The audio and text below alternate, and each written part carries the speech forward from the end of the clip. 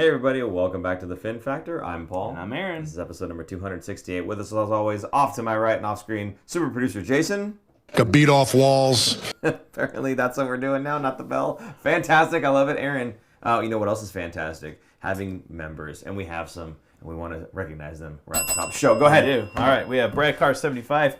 Crichton 09, Tyler McElroy 8590, Laura Guillermo Sholl 5292, Taylor Kearney 8198, Navy 4735, Robot Bay 89, Nick W 1721, Prince Squiggly McPantaloons, Michael Flores 133, new member. Thank you for joining us. Thank you for joining, Michael Flores. I see Return of the Mac in the chat here says, I see the power came back on. Yes, thankfully. That came back on last week. We had a show. If you don't know what we was talking about, the power went out during one of our shows. It was a member-only show. I don't know how Return of the Mac would know that, though. Well, we had to postpone the show that we were doing that night, That's true. Sunday night, to Monday because the power didn't even come back on Monday until 5 o'clock, I think. Right? 5 p.m. 3 p.m. But we are back. We are back. And we're happy to be here. And Yes. we're happy that our members are here joining us. Any of the folks that we have in the chat right now, we're going to ask you guys to please reach out to your Sharks friends and family. Get some more folks in here. It's a lot more fun. We have more competitions. Wow. When we have more conversations. Oh, you know, I couldn't lie. Let's start the show off the right way. Let's just do it. It's great when we have more conversations going. Sometimes we talk about things that we didn't think we were going to be talking about that day. And it's all because of members and commenters like you. Let's go Niners, right, Nick? Also, let's go Niners. I heard that they, because I don't watch other sports, I'm sorry, but go ahead. Jeez, they just beat the Bears tonight on Sunday Night Football, and it came down to the absolute last play where the Bears threw an incomplete pass. The Niners defense were able to hold off on a terrible defensive game, but Niners are now, I think they're 12-4. I think it's 12-4. You can correct me in the comments. And the Bears are now, I think, 11-5. So they were at the same record going into the game. Very nice. Okay. I guess we should probably talk about the Sharks. Right. Because that's kind of what all the logos say on this show. But anyway, let's just jump right into it. And the misery from that game against the Vegas Golden Knights. You sure you don't want to talk about the Niners winning? No. Again, just an ugly, ugly game.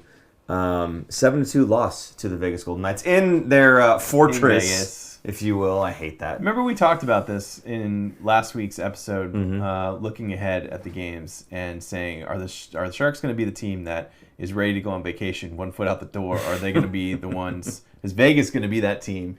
Now, I didn't realize, and I didn't look this up because it is not a Vegas Golden Knights show. They actually were on like a 2 or 3 game losing streak, the Vegas Golden Knights, and they were being outscored. They got killed, I think, by Calgary in Calgary. So they came at this game. Imagine the Sharks. What do the Sharks look like in the next game after this one, right? They get their butt handed to them, and then they come out. They usually, this season, they've been bouncing back pretty well after a really bad game, and the Golden Knights were coming off of 2 bad games in a row. So, of course, they took it out on the poor Sharks right before the vacation started. So, this game got ugly real quick, and a lot of this was not Askarov's fault either. He a lot of these he was kind of left out to dry, and nothing he could really do with these. No blame really set to him, but they ended up pulling him only 14:57 into the first period. And he let in, what was it, 4 gols? Or was it 3 goals? Four goals, I believe, that he let in. And I say he let in, I say that lightly because there was 2 of them were like 2-on-1s. There was one, it was a 3-on-2, I believe, that turned it. No, that was against Neb. But there was one that went off of one of the Sharks' own skates. Marner ripped it off of a defenseman's skate. Just a weird one there. And then I think it was Dellandrea grabbed the puck, goes behind the net, tries to move the puck up and out, and just uncontested turnover. Here you go. And unfortunately, Hurdle standing right in front of the net, this little tap past the Hurdle, and he buries one on his old team. It's just ugly all around. Like, not getting bounces, sloppy game, no efforts. There was no bounce back from the team. It was just, let's get this game over with as quick as possible and get these kids home.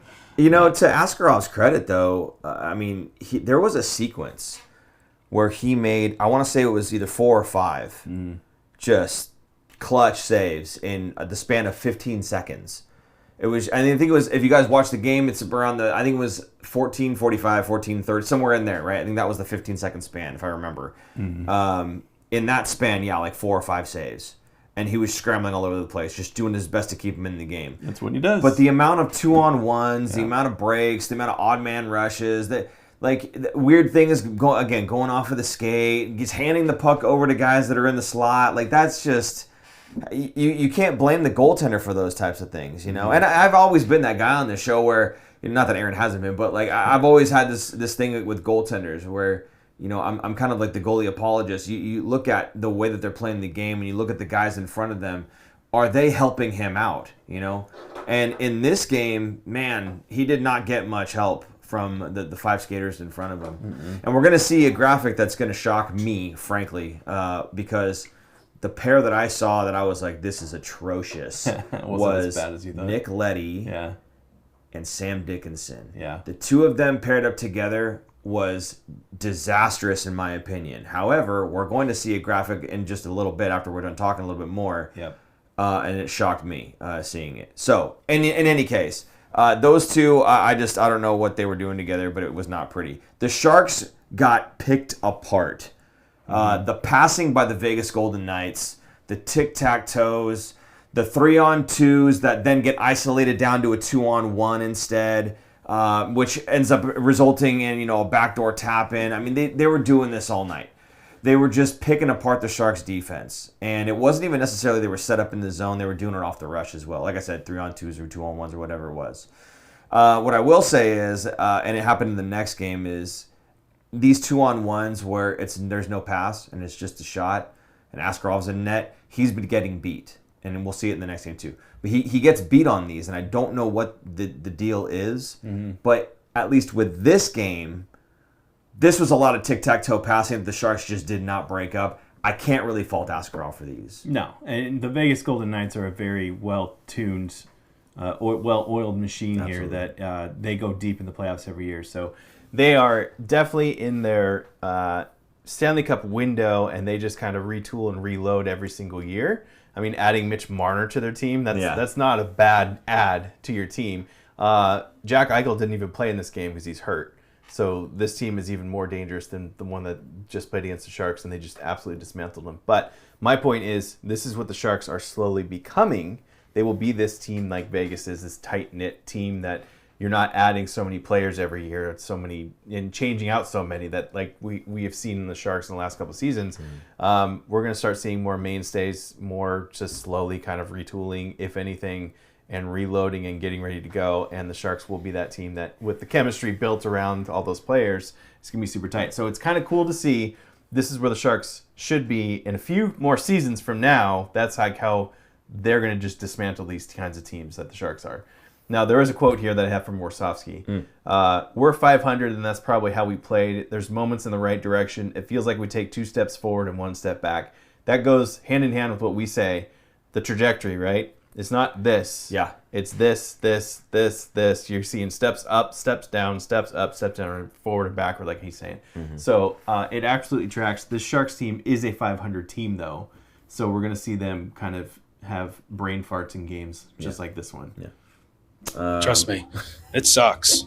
Let's just go straight to the graphic card then. Sure. If you want. So let's do that. Yeah. Here's the game stat card for this game. Kind of surprising to see so many forwards that were not all the way to the left there, or negatives, right? Yeah.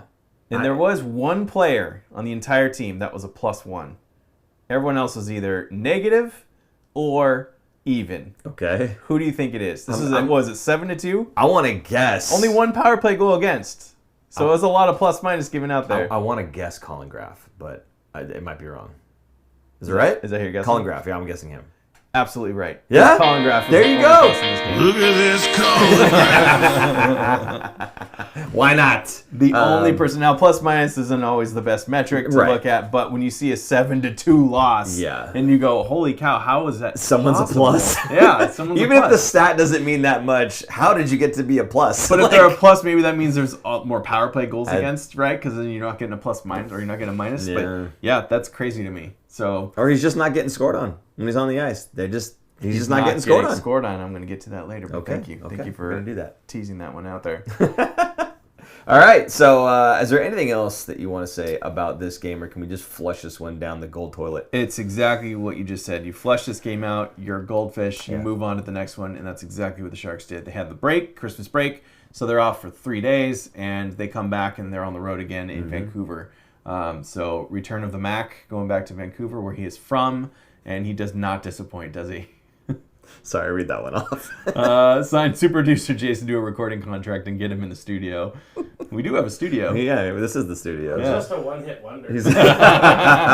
A one-line wonder. Well done. Okay, yeah, like you said, Sharks come back from the break, roaring back against the Vancouver Canucks. This one actually, it was a little bit closer because there was an empty netter. Yes. So it was a little bit closer, but a much better effort. I think even the broadcast was saying the Sharks look like they have their legs, and Vancouver simply does not. Yes. Which it was completely backwards against Vegas. Vegas outshot them. Like in the first, I think it was like 10-3 at one point or whatever it was. I'm not sure what the finals was, but I'm sure that they just were running them up and down the rink the entire game. You saw again the odd man rushes and everything else. This game, you didn't quite see as much of that. The Sharks were in control much more. They were more poised. They were moving the puck. They were possessing it a lot better. So just a much more complete effort this game. Yes, much tighter defensively. And who scored the first goal? Oh, boy. Ryan Reeves. Yeah, baby. Gets on the scoreboard. Ryan. So ready with the Sorry. Ryan Reeves. Look at this, Ryan Reeves. Third goal of the year. Okay. Third goal. Amazing by Ryan Reeves. This is Demko was laying down the ice, the goalie for Vancouver, and the puck was kind of loose right on the goal line, and I think he dropped a stick to kind of grab it, like the Dominic Hasek of grabbing the puck. It was loose under his arm, and Reeves gets in there and pokes it through, and they reviewed this. They called it a goal on the ice. They reviewed it, and then determined that it was a good goal. So it ended up staying. So he got his third of the game. But after that, the Sharks never had the lead and never tied the game. Like Vancouver kept coming back, but they weren't ever able to tie it. The Sharks held the lead from that point on. So good on the Sharks to win these games that last year we were not seeing them win these games, were we? They were these close games that they would go into the third period with a lead And they fall apart. and completely crumble. Yeah. So the Sharks have kudos to the Sharks for go ahead. I was going to say, and I'll put all of that on the shoulders of Ryan Reeves getting us started offensively the way that he does, you know? Yeah. No, honestly, I love watching the big man score. I think everybody does. And when you see this guy who is used to just being out there for fisticuffs, right? He's used to being the guy that's the enforcer, the policeman, right? The sheriff in town. He just does what he does best when it comes to the offensive side of the game, crashes the net, uses his big body, shoves guys out of the way, rams that stick into pucks that are sort of covered but not quite, and gets himself a goal for doing it. Gets into that dirty area and just keeps working. I know a lot of people didn't like Ryan Reeves to start. Hopefully they're warming up to him because I think he's been a big part of that fourth line. Again, the metrics say one thing or the other, but I think he's been a big part of the team from not just the hockey side, but the social side of it too, right? We talked about him being next to Macklin in the locker room. The boys love him on the rink. I'm sure they feel a lot more secure playing the game when he's out there with them as well. So I think he does bring a lot, and it's good to see him get rewarded with the goal now and then. So for him to pick up his third on the, he put Darren up. I don't know. For him to get his third on the season, surpassing previous enforcer for the Sharks, John Scott, for most goals by an enforcer. Yeah, I love seeing him score because he's 38.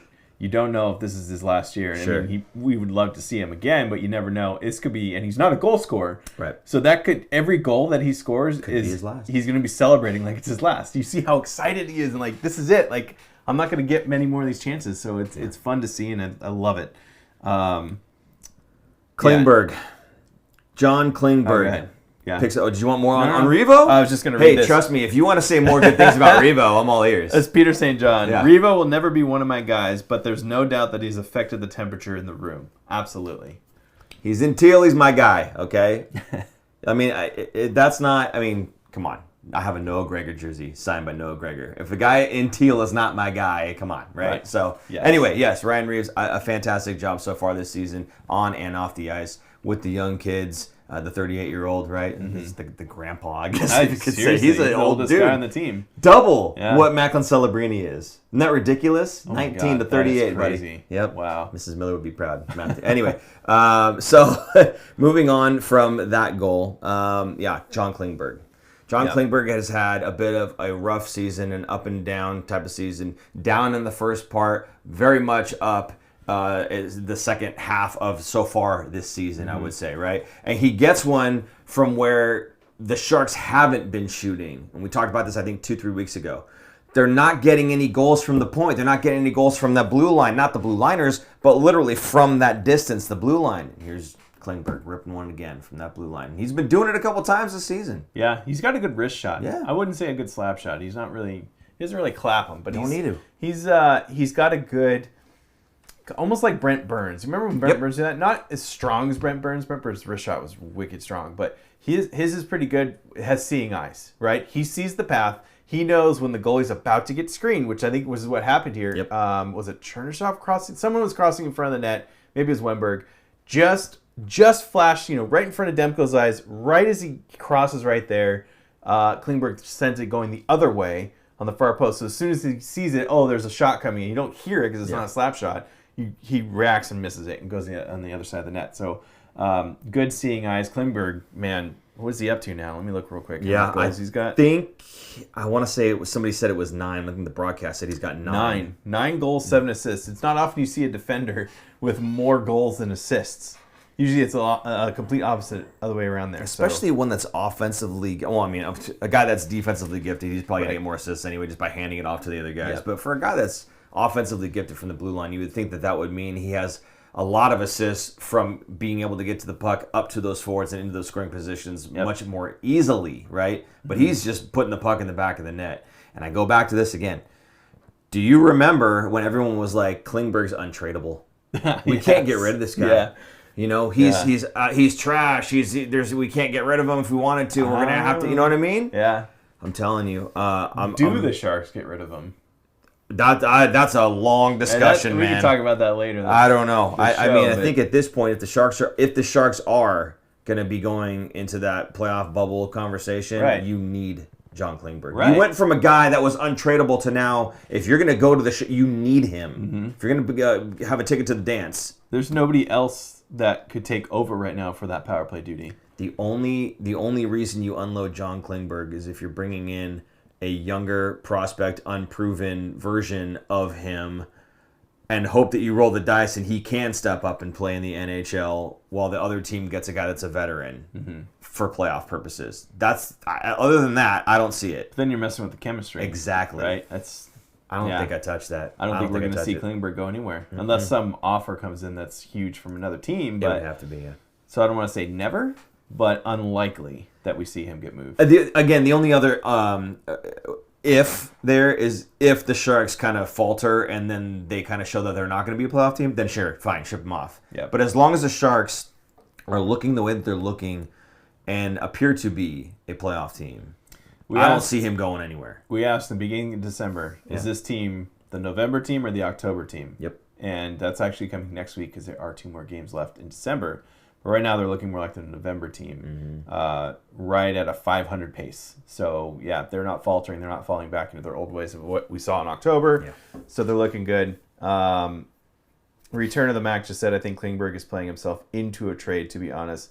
Yes, but I think the price is going up. He's playing himself into a trade if and only if the Sharks don't need him for playoffs. If the Sharks are going to go to playoffs, he's playing himself into potentially another contract, but he's not playing himself into a trade. If the Sharks are below that line, then sure, he's playing himself into a trade. But also remember, he has a no-trade clause until the end of January. Doesn't mean he can't be traded. Just means he can veto a trade. Yeah. Then it goes to, I think it's the bottom 16 teams or something are on the no-trade list. Because he wants to go to a contender, essentially.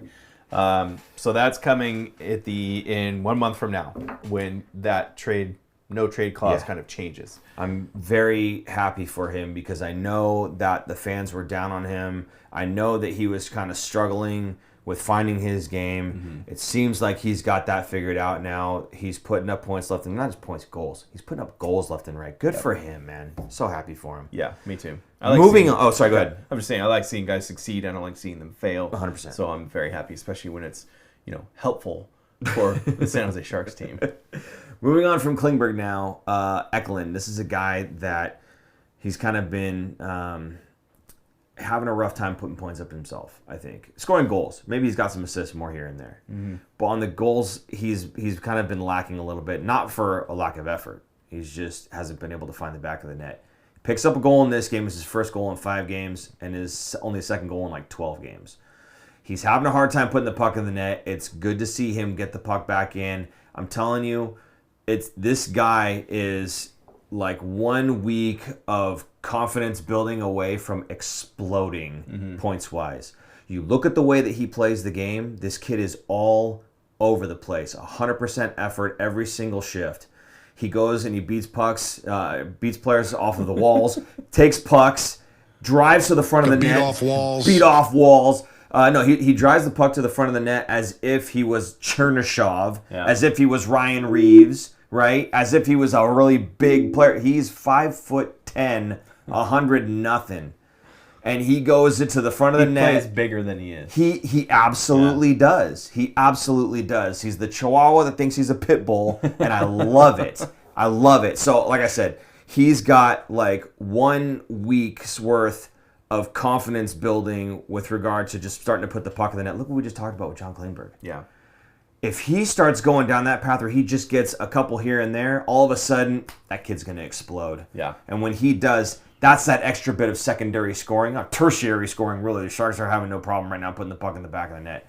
But that's that extra bit of scoring that is going to propel them to be in that playoff. Even strength scoring is what absolutely, they need. Really. absolutely. Their power play has been atrocious kind of in the last month, so I could use some power play goals as well. But the majority of the game is played 5-on-5. And if you can get more goals 5-on-5, who cares if your power play sucks? Yep. Yeah, I agree. Okay. You're not going to get as many power play opportunities in the playoffs, so if you have good even strength scoring, you're going to be in a good spot. Yeah. I like Eklund's game because he's the kind of player that if he's not scoring, he's still doing other things. Absolutely. So kind of like what Jamie Baker talked about when he hit a rut and he wasn't scoring, he dug deeper and was going to win every faceoff, win every puck battle, beat everyone off walls, do everything that you can do that doesn't show up on the score sheet, but you're helping your team win games. There's more to the game than how many goals you put up. And Eklund is one of those guys that you can rely on when he's not scoring. And that's just it. What are you doing if you're not putting that? Because if you're just a goal scorer and you're not scoring, I don't need you. You can sit on the bench and figure the rest of your game out. Right. Speaking of Jeff Skinner, I like his game. When he comes back into the game after either being scratched or whatever, his effort levels are there. There was one specific play, I think it was in this game, where he back-checked and stick-checked a guy and just completely robbed him from behind. I thought it was fantastic and good effort on him. But I think he's a smarter player. I think he's playing the game differently than he used to 10 years ago when he was a big goal scorer, 50 goal scorer in the league.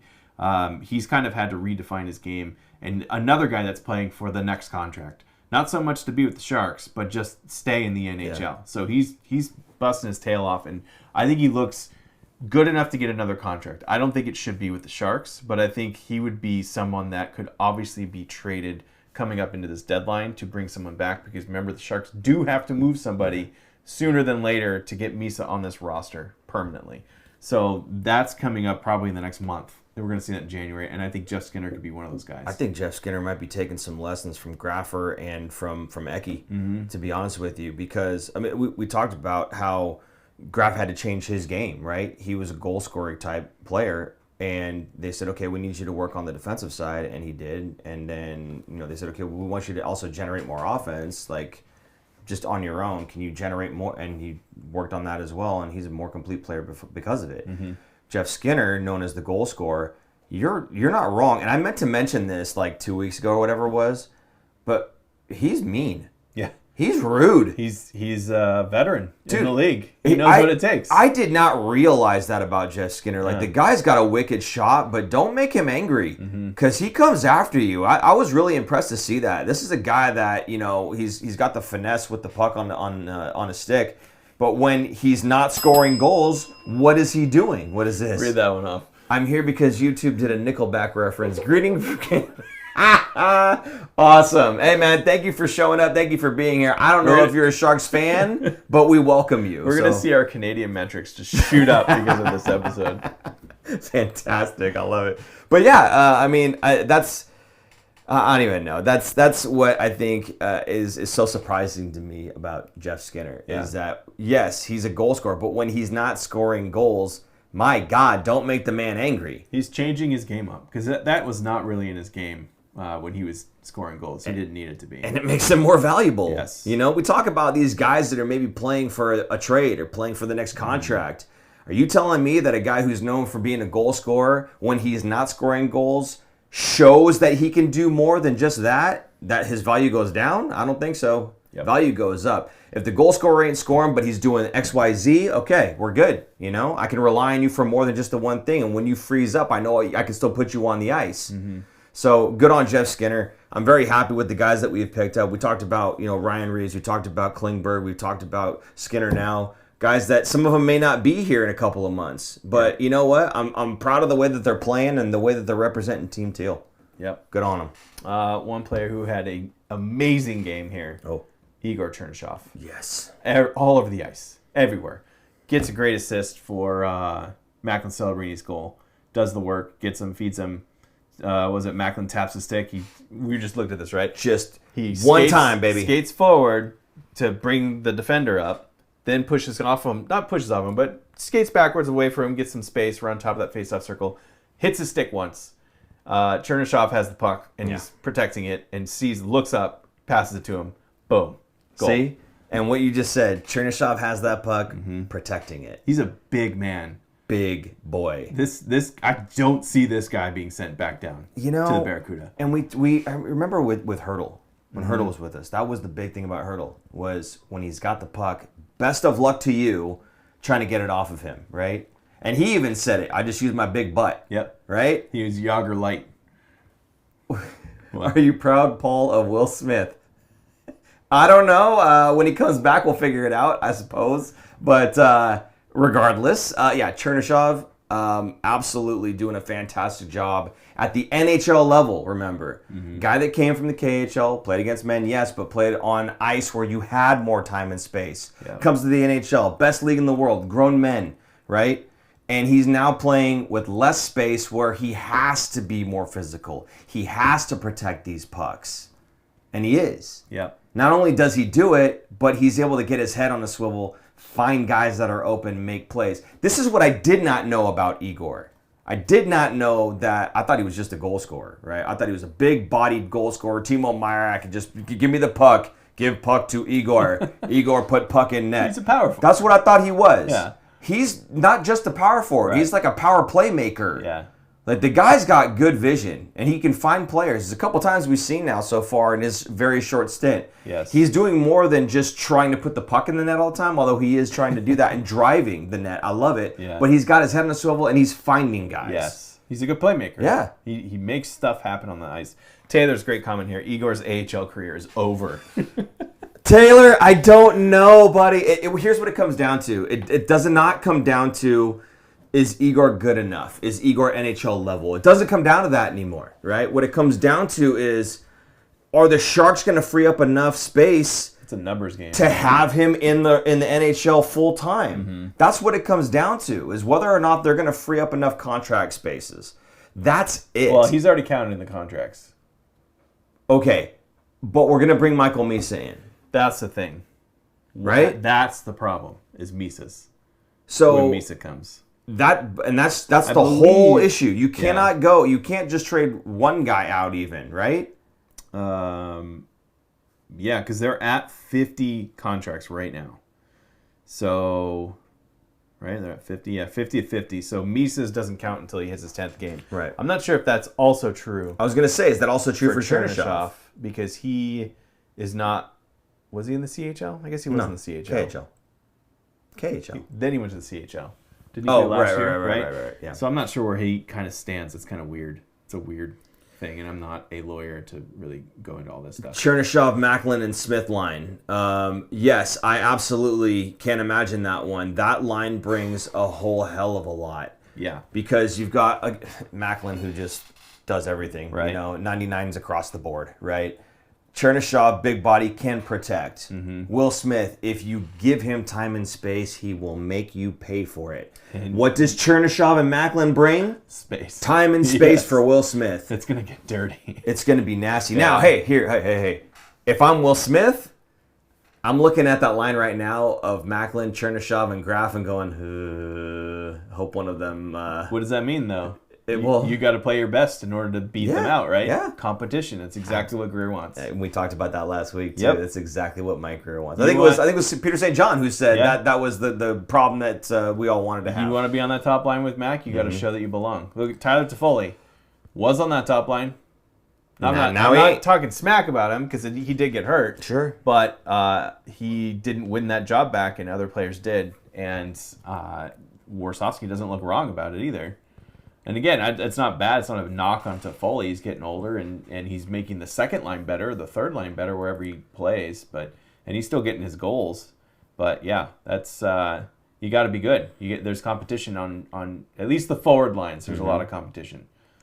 It would be nice if there was more competition on the defensive pairings. They're getting there. They're working on that. That's, I think, where we're talking about the trade, right? Yeah. That's what we're looking for. So someone earlier had asked about Desharnais. He's still injured. He's not back yet, so that's why he hasn't been in the lineup. It's not that he's being scratched. There you go. He's right there.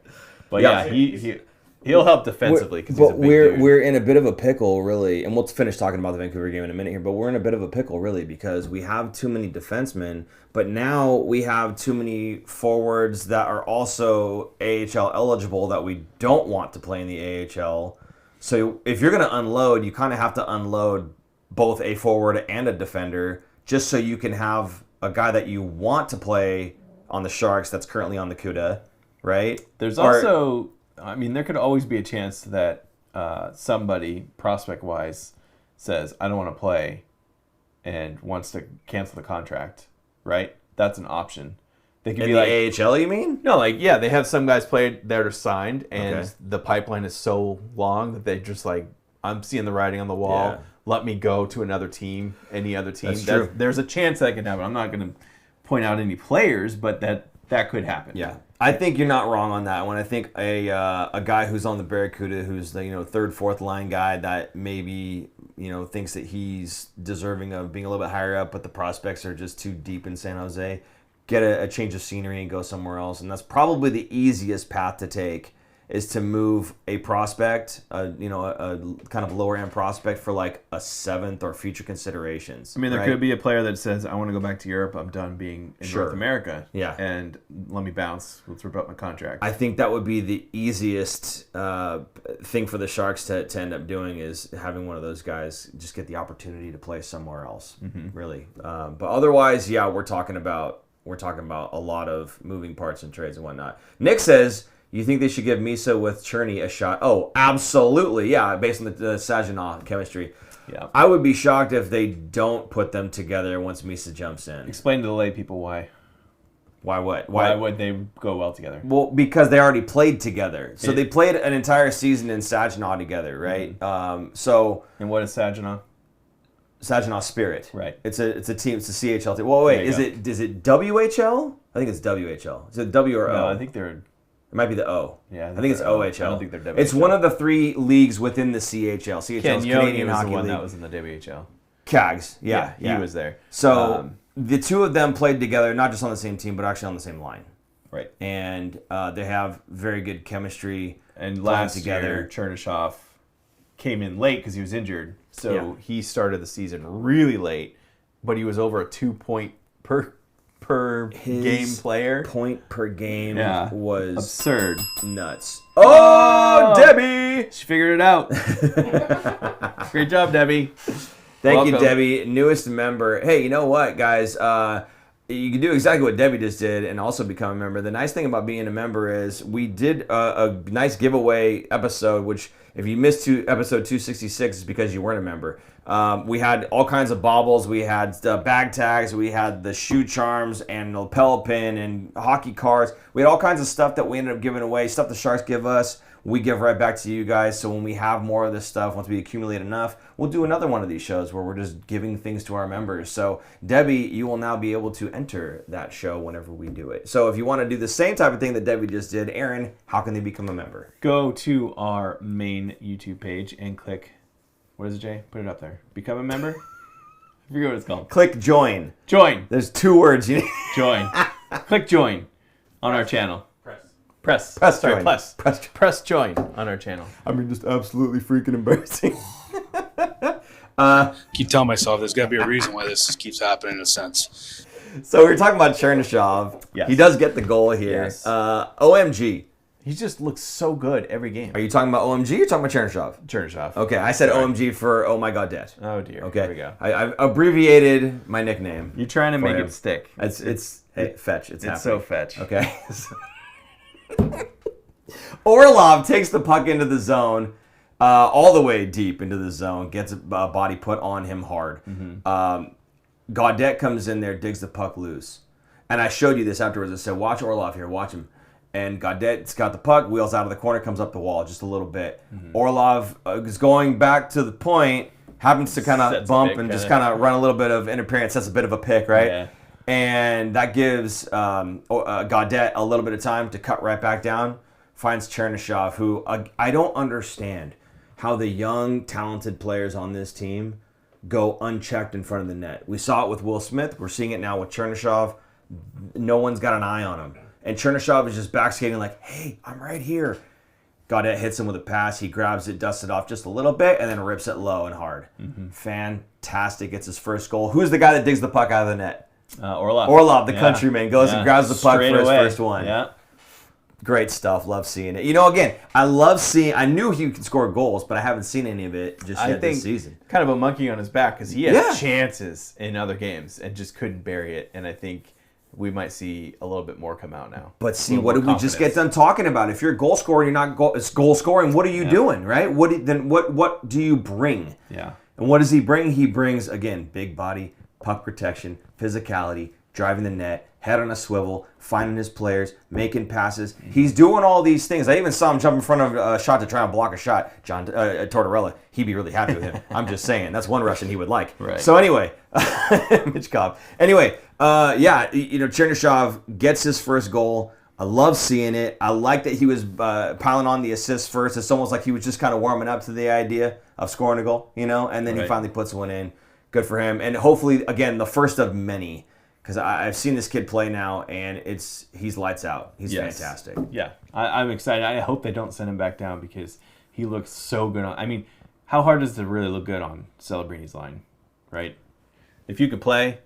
What did I talk about last week with Celebrini was anybody can look good on Celebrini's line. I want to know how you look when you're not with Celebrini, right? That's what I want to know. I want to know how you look when you're not with him. You had brought up that Tyler Toffoli played with them, and he didn't look that good, right? The other thing, Chernyshov is kind of being sheltered here.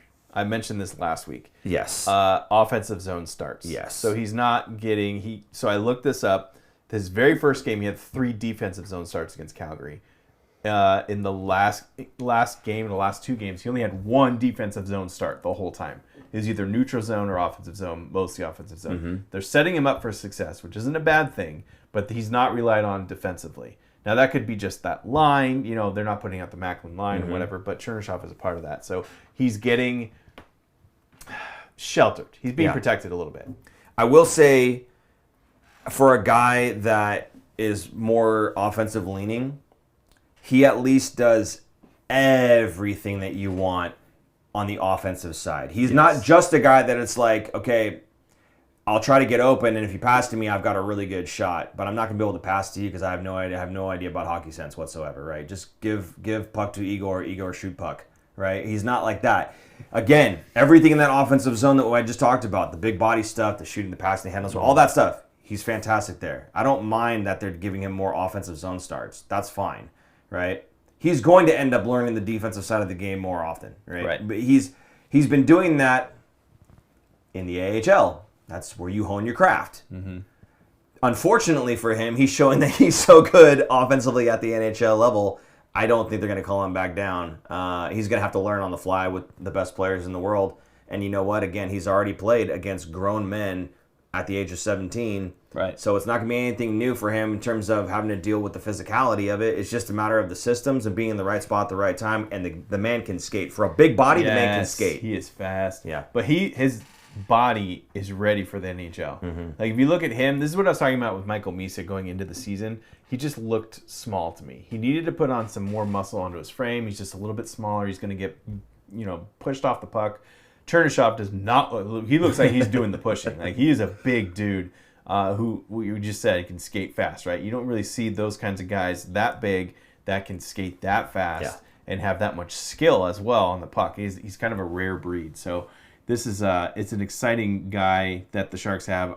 Again, another steal by Mike Greer. This guy there's no way he should have been picked in the second round. Like how many guys on this team have we talked about being exciting players to watch, or they will be exciting players to watch? I mean, it feels like every month there's a new one. Mm-hmm. You know what I mean?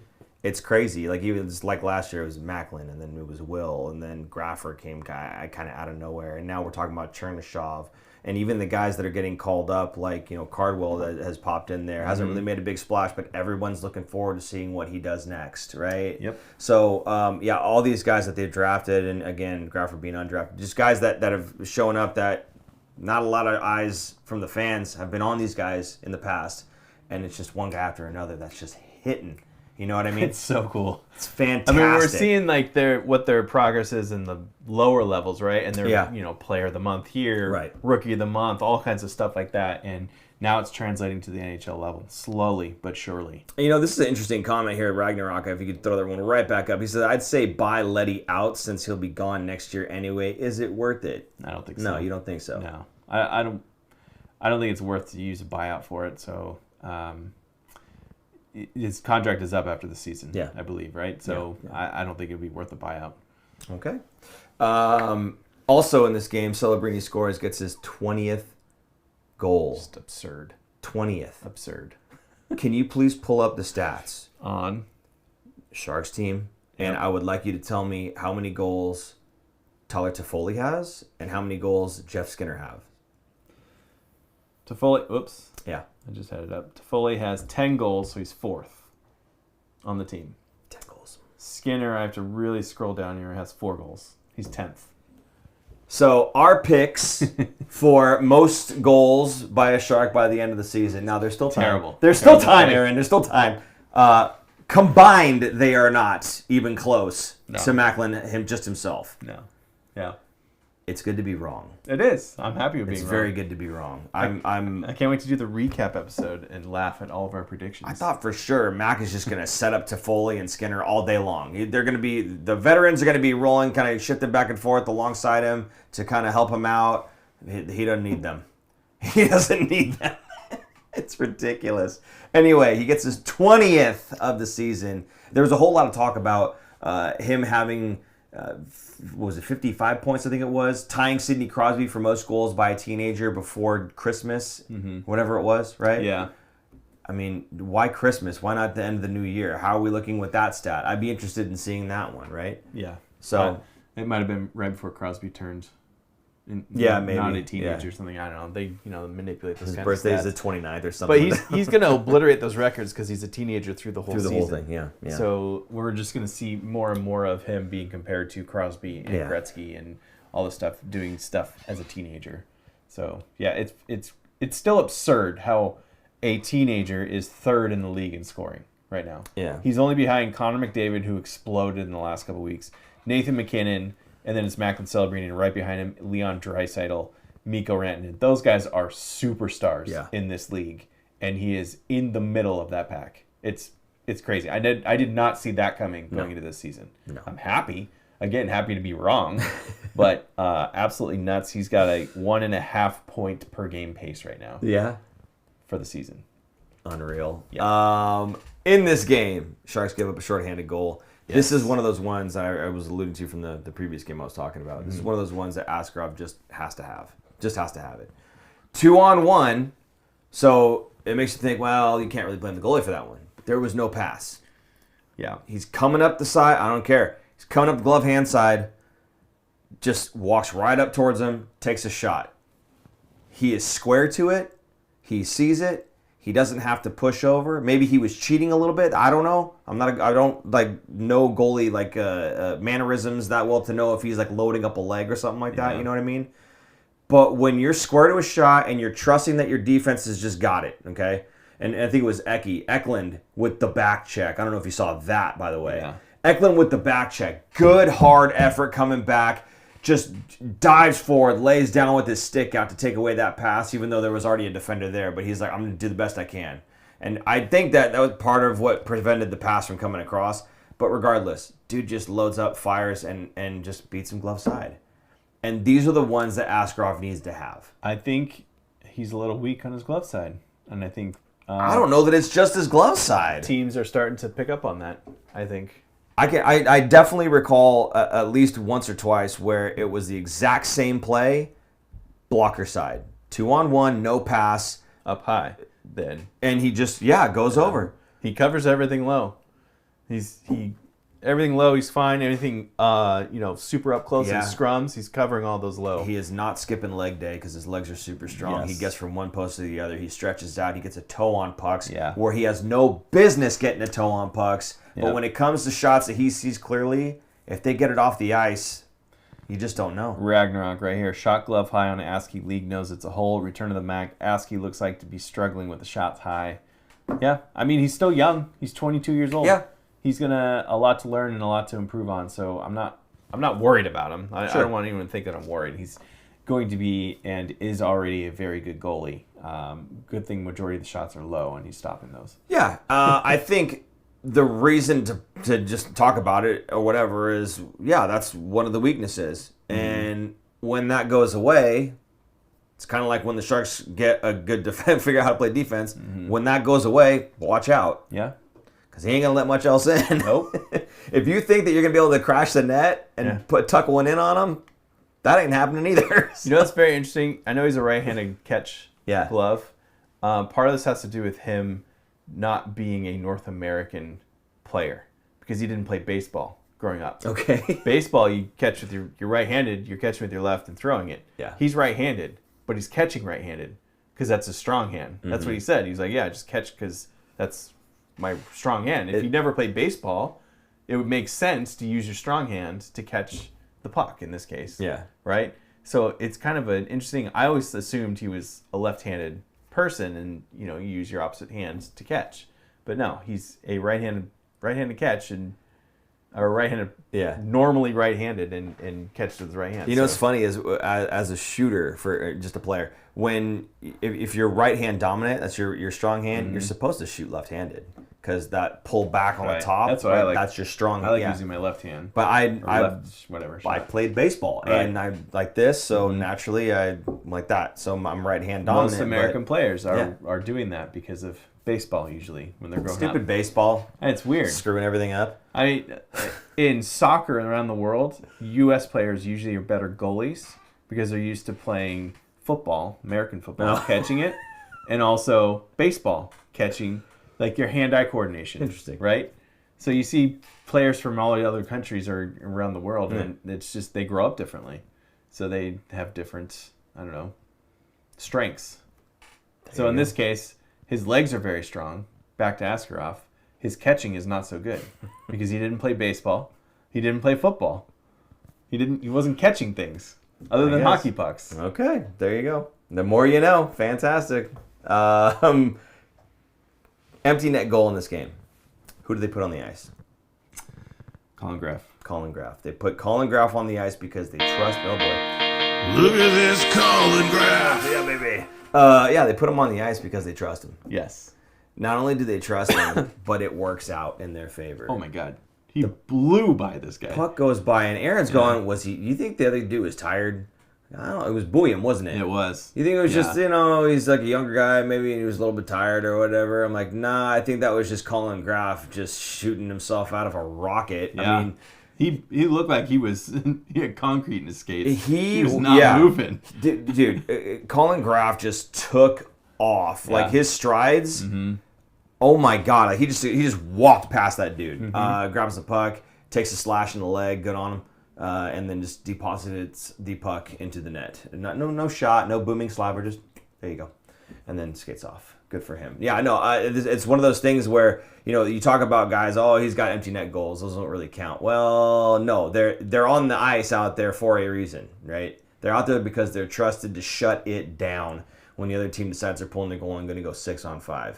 And that's the type of guy that you want out there. We've said that too before. Who are the guys you want on the ice? You want Collin Graf, you want Eklund, you want Macklin. You want these guys that are hard workers, willing to skate hard and bang and do whatever it takes to get that puck up and out of the zone. And sometimes they get rewarded with it. The times when they don't get rewarded with it, not many people say anything about, what a good effort from Macklin to block that shot, or Collin to beat somebody off of the wall or whatever it was, right? Beat off walls. There it is, beat them off the walls. So what a good effort. But when they put the puck in the net, then I was, he got an empty net goal, right? Then they get the recognition. And then not even that, they get the recognition in a negative way. He got a goal, but it was an empty netter. Nah, man, he's out there because he's trusted. Yeah, he hustled his butt off. So, he did. I mean, he's watching it right now. I mean, like he got shot out of a cannon.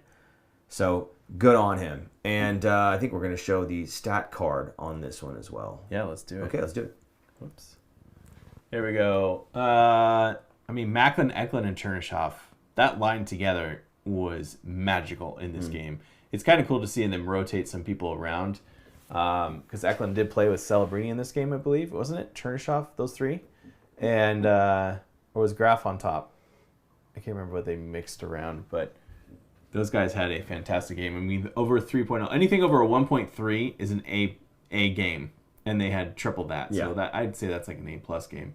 Collin Graf 2.19. That's also an A game. I mean, look at this. Revo. With the A game, buddy. Wenberg. All of these guys had A games in here.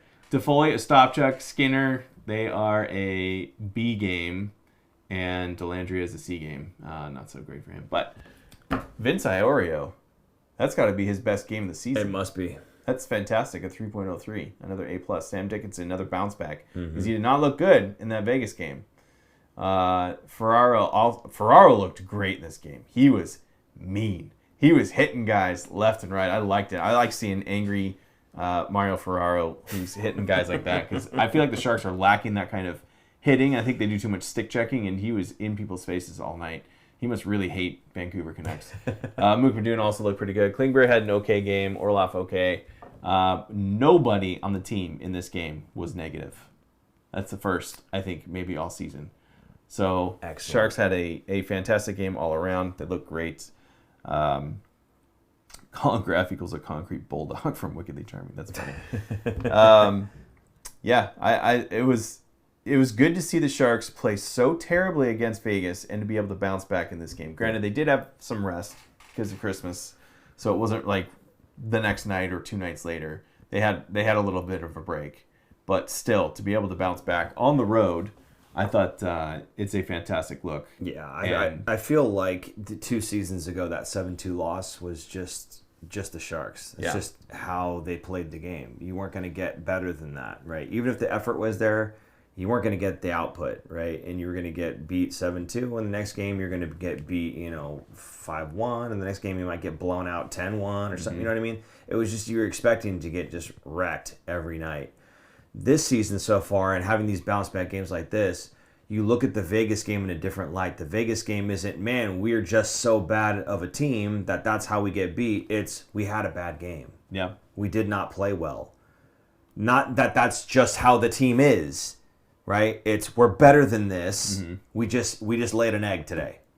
That's all it is. Yeah. So it's nice that this season is kind of a turning of a page, if you will, right? Because again, just 2 seasons ago, that would have been like, well, yeah, they got beat 7-2. That's what we're expecting.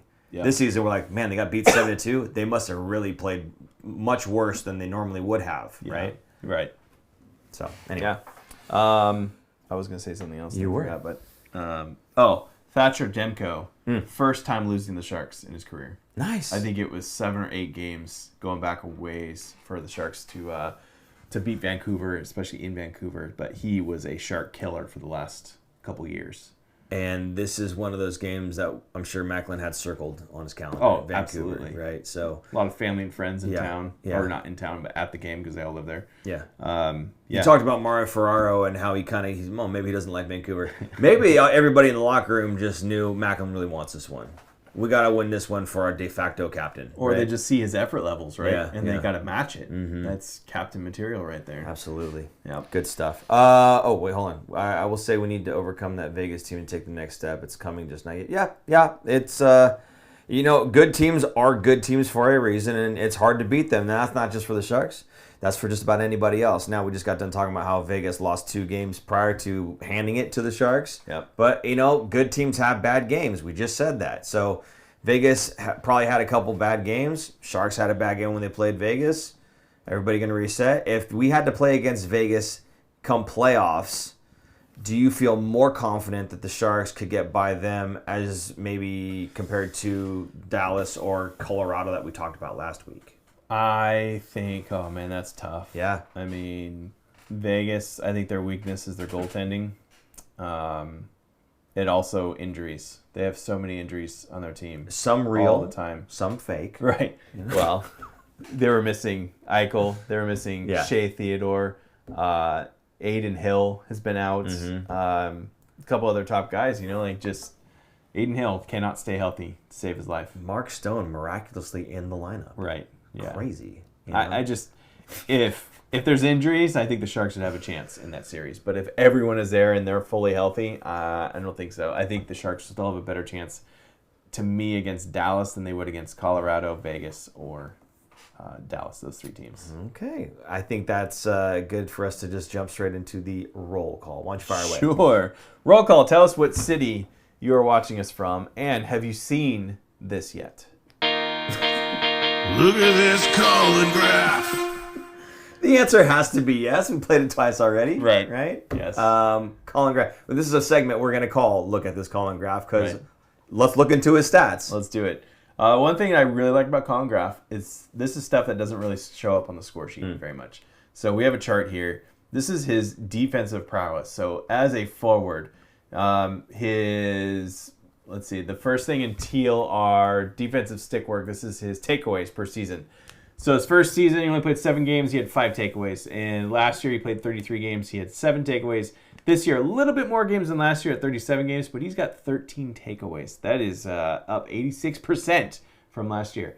And then the orange stuff is block shots. And again, it's probably better just to look at last season to this season because this game played are just, they're very similar, 33 versus 37. But he's more than doubled his shot blocks. His hits have gone up, almost double. And this is what's interesting. Goals against per game while he's on the ice. Obviously, lower is better. This season, he's less than a goal per game while he's on the ice. That's pretty good. He's not getting scored on when he's on the ice. This is a smart defensive player. Somebody who eventually, I don't know about this season, but eventually could be up for a Selke trophy. Absolutely. Can you explain what a Selke trophy is? So it's just basically like you're kind of the best defensive forward in the league. Mm-hmm. I'm not sure who votes on that, though, or if that's like a statistical thing. I don't know if that's in like some a press or if it's players or what. Yeah. Like Patrice Bergeron was a Selke winner, right? Yeah. I'm trying to remember some of the other guys that were maybe. I'm thinking of Lady the Bing PHWA, members of the Professional Hockey's Writers Association. So it is the writers that vote on it. There you go. Yeah. So I mean, yeah, absolutely, he could be in that running. 100%, he could be in that running. And the stats kind of speak to that, right? Like, again, we talked about the 7-2 shellacking. Yes. The only plus player easy, right? was Collin Graf, right? Now, again, you can say what you want about plus minus, but when your team loses 7-2 and you end up in a plus, I don't care if that stat means a thing or doesn't. I mean, that's kind of an outlier there. So, Collin just doing a fantastic job on the defensive side, but he's also doing great on the offensive side. He's putting the puck in the net. he's not only just putting the puck in the net, but he's, again, doing those things that I love seeing forwards do. And that is go into those areas where he has to get physical, he has to battle, he wins pucks, right? And he distributes to his teammates. It's hard for your team to score goals if nobody's willing to go and get the puck. This is one of those guys that's willing to go and get that puck for you. I'm going to read a Macklin Celebrini quote here. Please do. I think part of it I read last week, but I'm going to read this longer one. He's one of the smarter players on the ice, and he's always on the right spot with a great stick. That's why he's been so great on our PK as well. His ability to disrupt plays and read plays before they happen. It helps when you're playing with him and trying to create offense. He's seeing the same things as I am. Coming from Macklin Celebrini, that's a big thing, right? Yeah.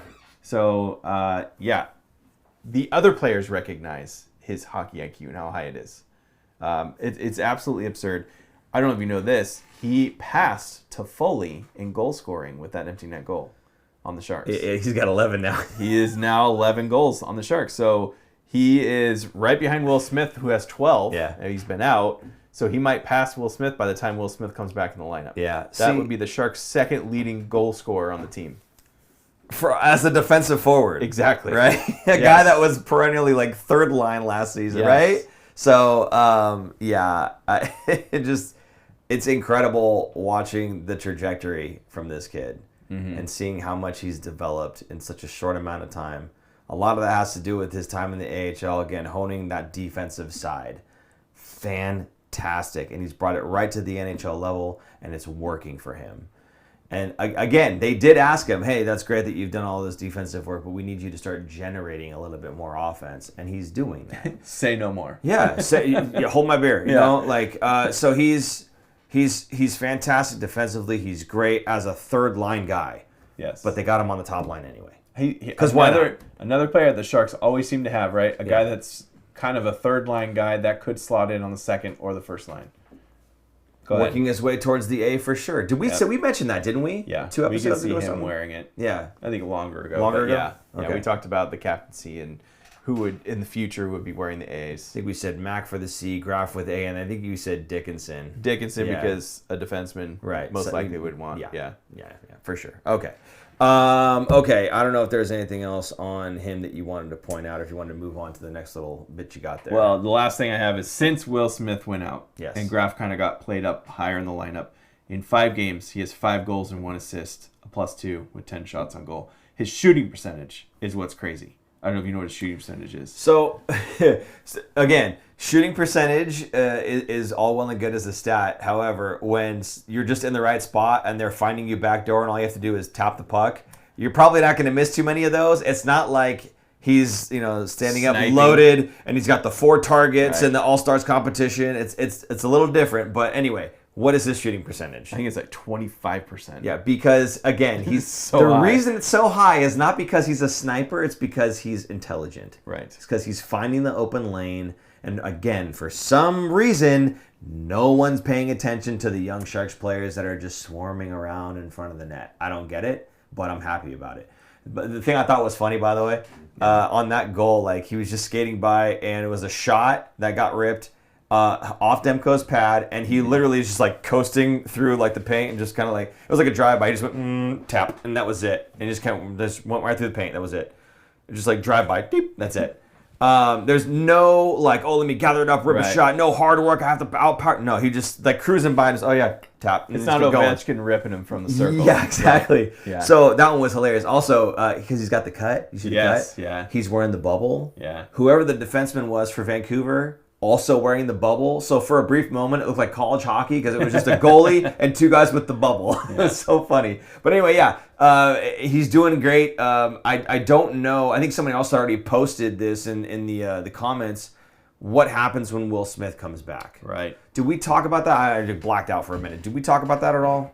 Briefly. Just said like it's competition and to work his way back up. Absolutely. Into the lineup. Do you think he has to work his way back up, or do you think he just immediately slots right back in with Mac? I don't know what his fitness level is, like, because we don't really know what his injury is, so he might need some time, less minutes. Yeah. Right. So he might be bumped to like that third line to get his minutes up and his fitness back up to get back up to the top line.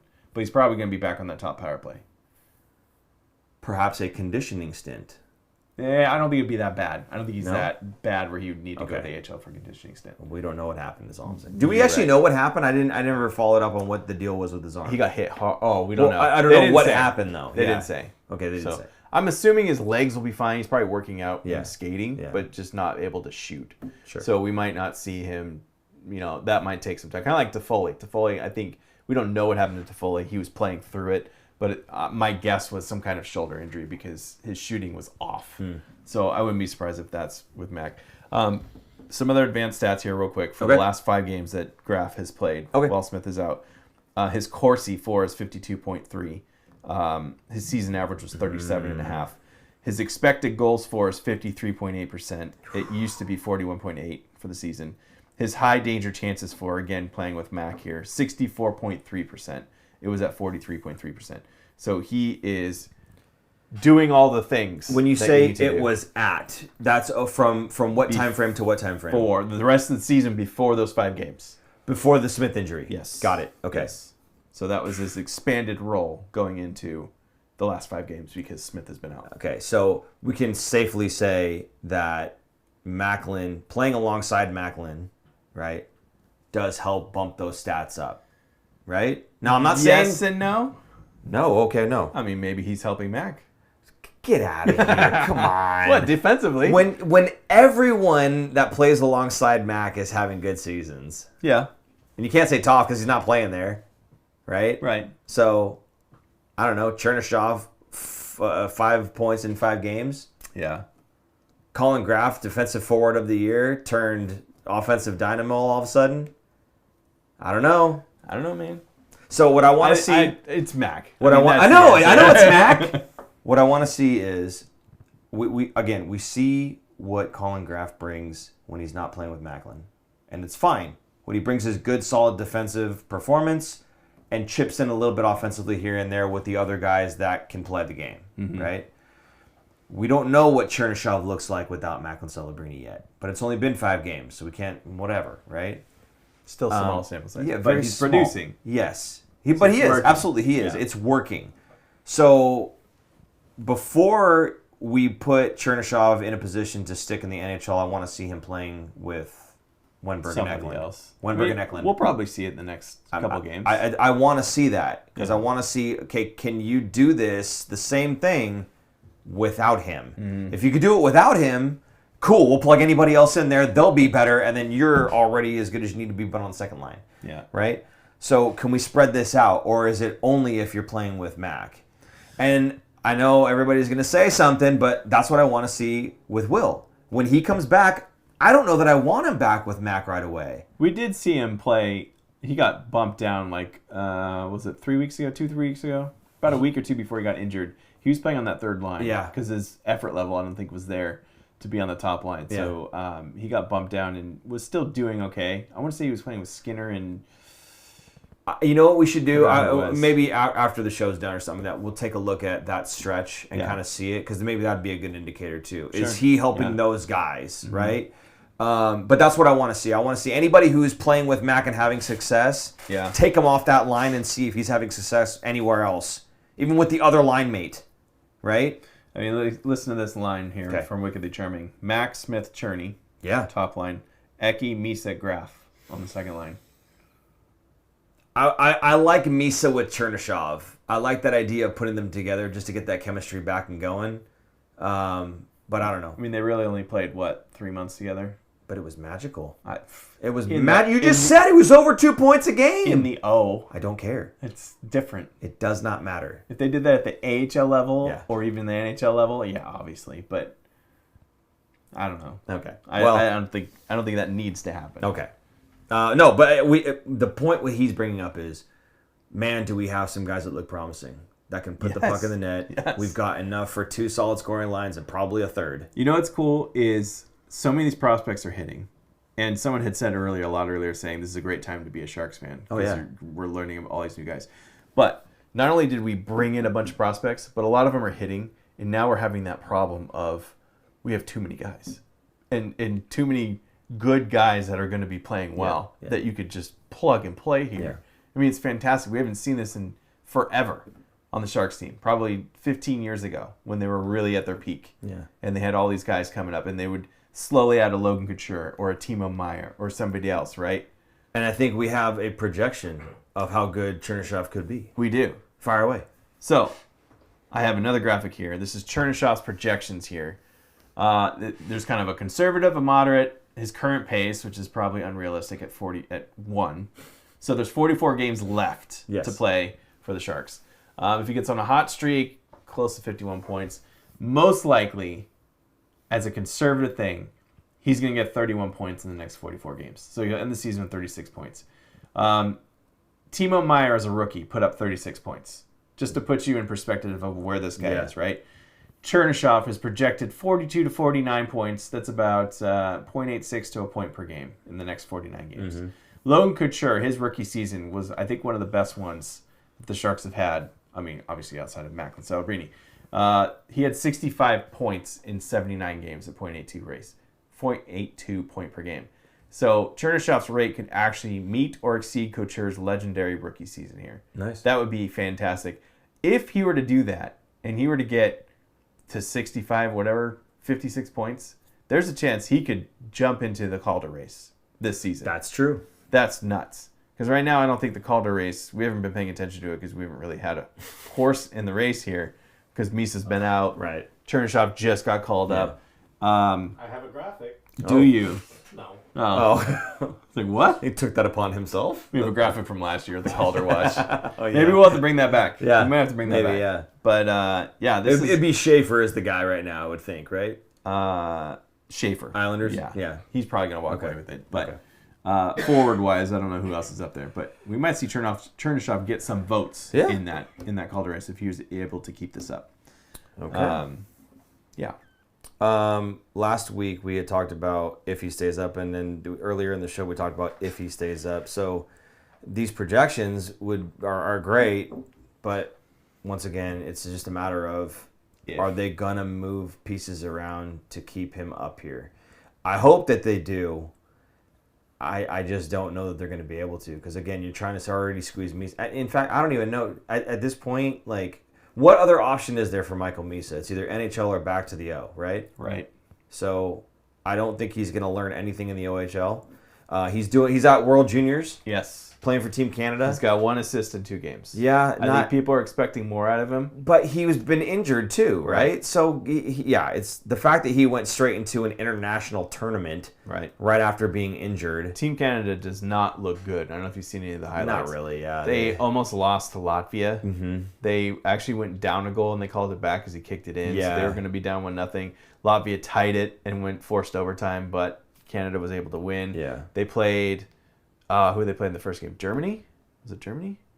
I can't remember who it was, but they were going back and forth and were actually losing that game and came back to win. So Team Canada does not look very strong. They sure could use a Sam Dickinson on their team on defense, but I'm glad he didn't go, by the way. I'm glad. I just don't think Team Canada, the World Juniors is too low for Dickinson right now. Like, he's way up here at this point. He's doing great things in the NHL. He's learning every day, doing all that stuff. Misa, however, I think Misa fits in on this team and on the World Juniors tournament. Let him kind of almost take it as a getting back into shape kind of thing and getting back up to speed. Hopefully he doesn't pick up some bad habits down there. Yeah. But I don't know. I think because he was supposed to do an AHL stint for conditioning, but I think because he left, I don't think he's able to go back to the Barracuda when he comes back. So he has to either go Sharks or go home to the O. So it'll be interesting to see what happens. I don't know. He has already played 7 games, and once you play your 10th, that means you're sticking. Mm-hmm. So they have kind of 2 games to figure it out for Misa, and that's coming up soon. Guys, if you're not subscribed, hit that button and hit the bell, because I just there's a trade coming. There's got to be. Yeah. There's got to be a trade coming, and we'll be talking about it. So if you're not subscribed, please make sure you hit that subscribe button, because we'd love to hear your thoughts on the next live that we do after said trade. So there you go. Yep. Okay, so nothing else on Chernyshov. We good? Good. Okay, moving right along. Upcoming games. We've got 3. We've got Monday in Anaheim, and we got Wednesday at home against Minnesota. That's a 1 p.m. game, and then Saturday at home against Tampa Bay Lightning, also a 1 p.m. game. How are you feeling about this? Anaheim is on a roll. Anaheim is hot right now. What happened? Because they were really bad, and then they really weren't. They are a year ahead of where the Sharks are. Okay. In terms of like where their prospects and everything are. And kind of like the Sharks, a little bit of a surprise, they are way better than what people thought they were going to be.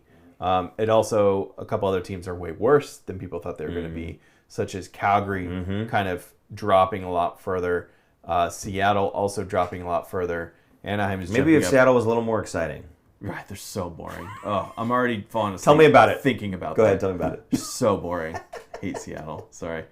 I hate Seattle team, not the city. City's great. City's great.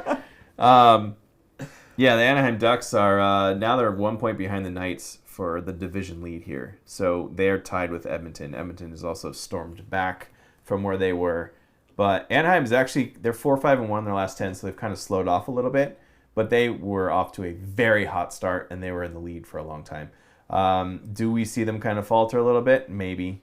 Their leading scorers, Leo Carlson's kind of cooled off a bit.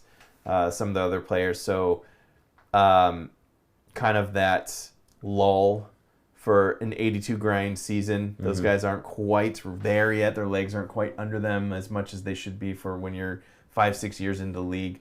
But they are a very good team, and this will be a fun one to watch because a lot of these players are...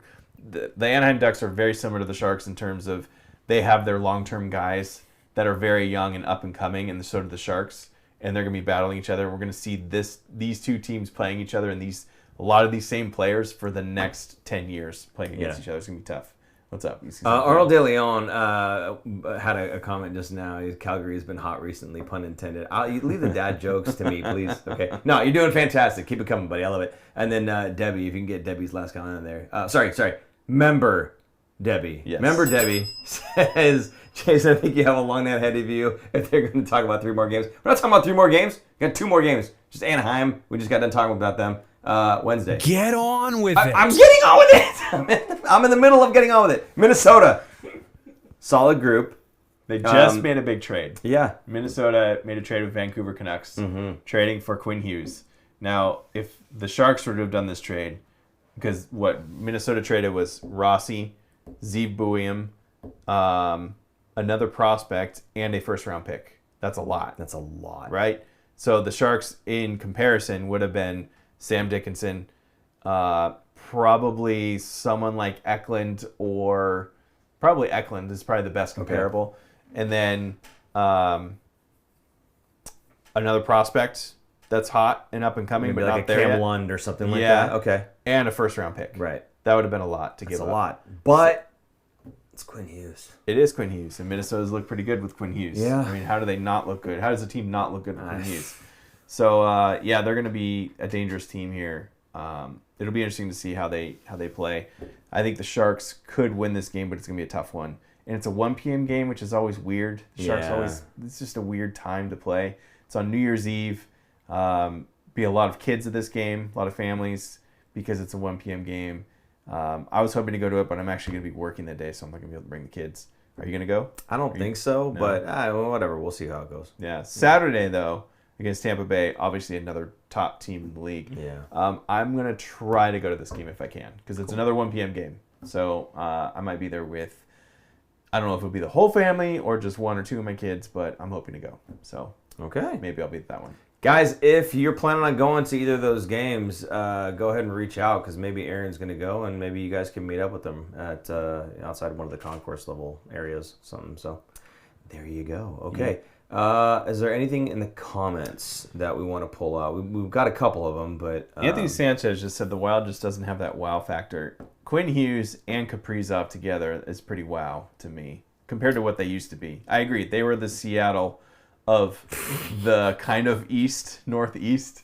I mean, I know they're the Western Conference, but they were pretty boring for a very long time. Now I think they're very exciting, much better. And they also have Wallstat in goal, who has been phenomenal. Oh, yeah. He is another rookie goalie, Another one that the Sharks fans really wanted the Sharks to draft when he was up in the draft, but they did not, and they ended up trading for Askarov. So very comparable, these two teams. Obviously, the Wild have a lot more veterans on their team, and they've been around a while, and they're most likely going to be. The Wild have no goalie. I just talked about Wallstedt. Wallstedt's been amazing, and Gustafsson's their other one, their veteran goalie, who's also very good in his own right. Kind of falter a little bit, but Wallstedt's really taking the reins here. So they're going to be a tough one. Okay. Oh, Matt Boldy. That's the other player. That's on Minnesota. A U.S. player who we're going to see in the Olympics coming up for the U.S. team. Probably one of the top scorers for the U.S. team. So, yeah, they have some star power there. Okay. Yeah. All right. So, what do you think we're coming out of the week with here? Record It's going to be a tough one. I think I'm expecting at least one win, maybe two, but one of these is probably going to go to overtime. It's going to be a tough game. Probably Minnesota. I'm saying Anaheim on that one. Winning? The tough game overtime that you're talking about? Okay. Well, Yeah. Anaheim. Yeah, All right. I think so. And I think they take Minnesota. I think Quinn Hughes is doing great, but he doesn't know their system quite so hot, and I think we're going to exploit that a little bit. Collin Graf's going to be picking pucks off of those passes where the guys are not quite in the right lanes for Quinn Hughes. Yeah. So that's my prediction. If I swear to God, if he makes a pass and Collin Graf picks it off and goes and scores a game-winning goal, I'm reposting this over and over again. Just saying. Here's Collin Graf. Fantastic. Yes. So what are you thinking? You won one and one or something? You're going to come out with 3 points? 3 points. 3 I'll points. Say 3. I will agree with you. I'll say 3 points. 3 Okay? Possible 6. Fantastic. Well, that'd be 500 hockey. Brightcar, what's our email address for our prizes? thefinfactor@gmail.com. Send us an email. We'll get you your prizes. That's right. So what he's talking about is when we had the members-only show and we had everybody that was there got some prizes. So, yes, if you won, well, you did. If you remember, you won prizes, except for Debbie because you joined too late. Sorry, Debbie. thefinfactor@gmail.com. Let us know where you would like us to ship those to, and we will happily do that for you. If you would like to become a member so that you can join the next one, as Aaron said, hit the join button. That's pretty much all there is to it. Oh, press. And then press. You have to press. Join. Don't actually touch your screen. Just click it. Anyway. I think we do another one of these maybe the end of January. Yeah. Another month. We have, and some of the members who actually said, I would like to donate some of my stuff that you guys can give away to. Yes. If you're one of those folks that is local and can just bring it to us or something like that, that'd be awesome. We would love to take your stuff and give it away as well, provided it's not used and it's in good shape. Right. It's something that we would be happy to give away. Absolutely, we would love to do that as well. So it's nice that the community can give to us, not just the Sharks, and we can kind of help spread that out to everybody else as well. So there you go. Okay, hey guys, again, great show. Thank you for showing up in the comments and for having lots of cool things for us to talk about. We appreciate that. A lot of stuff going on. The chat was flowing tonight a lot. So I really appreciate the interactions and how busy you guys are in there. So thanks again for that. I guess that does it. Aaron, any last second anything? Nope. Kellen's saying 2 wins this week. 2 wins. Kellen's shooting for the moon, buddy. I love it. I'm with you. Perfect. So 3 or 4 points. Yes. Okay? All right. Sounds good. Guys, thanks again for super producer Jason. I'm Paul. And I'm Aaron. And we will see you guys next week. Bye-bye. Bye. Thanks for tuning in. If you like this episode, check out our other content, especially interviews. You can interact with us directly through social media @TheFinFactor and on Instagram @FinFactor. And don't forget to join our live streams on YouTube. Visit our website at thefinfactor.com, where you'll find all of our episodes as video